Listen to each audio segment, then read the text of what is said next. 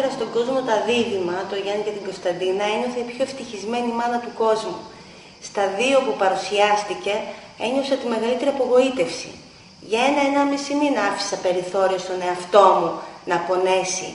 Μετά έπρεπε να βοηθήσω το γιο μου και για να τον τσιμπάω στα δύο του, να του κάνω την ένεση, που ήταν μωράκι και ζήταγε τον μπισκότο, κοτότο μαμά, κοτότο, και δεν μπορούσα να το δώσω. Του έλεγα θα σου κάνω την ένεση για να σου δώσω τη δύναμη του Ηρακλή. Δεν ήταν ένεση, ποτέ. Ήταν η δύναμη του Ηρακλή.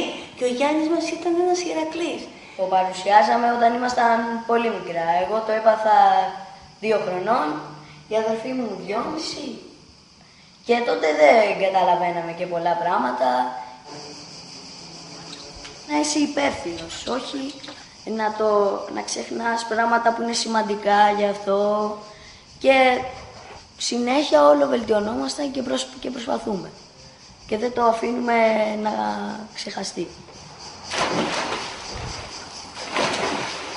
Έχω καταλάβει ότι πρέπει να το βοηθάς για να σε βοηθάει και όχι να το παρατάς, γιατί τότε και αυτό δεν θα σε βοηθάει. Είναι σαν ένας φίλος μας και αν του φερόμαστε καλά θα μας σέβεται και αυτός.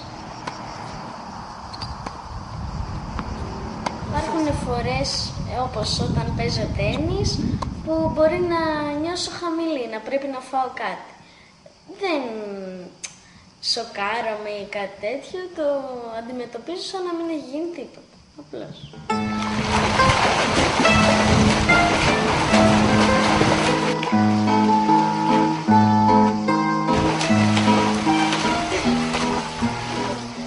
Δεν είναι τίποτα. Και εγώ έχω πάρα πολλούς φίλους μου που τους γνωρίζω καινούριους από το τένις, που έχω και ξεκινήσει πρόσφατα. Με βλέπανε δηλαδή την αντλία που φοράω εδώ πέρα και μου λέγανε τι είναι αυτό. Και τους λέω δεν είναι τίποτα, είναι ένα δικό μου όργανο. Και είναι ένας δικός μου κάτι που με βοηθάει. Και μετά ήθελα να τους εξηγώ και τους έλεγα εγώ όλα αυτά που ήξερα και έλεγα. Και αυτοί δεν τους πειράζει καθόλου. Και έχω και πάρα πολλούς φίλους. Και δεν είναι να φοβηθεί κανένα παιδί άμα το πάθει ότι δεν θα έχει φίλους. Ποτέ δεν είναι τίποτα, μόνο να μην το φοβηθεί.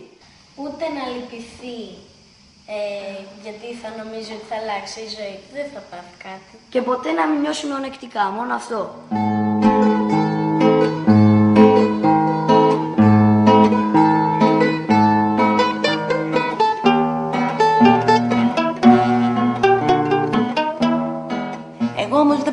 Ποτέ, δεν το κρύψα ποτέ, ούτε στο σχολείο, ούτε πουθενά.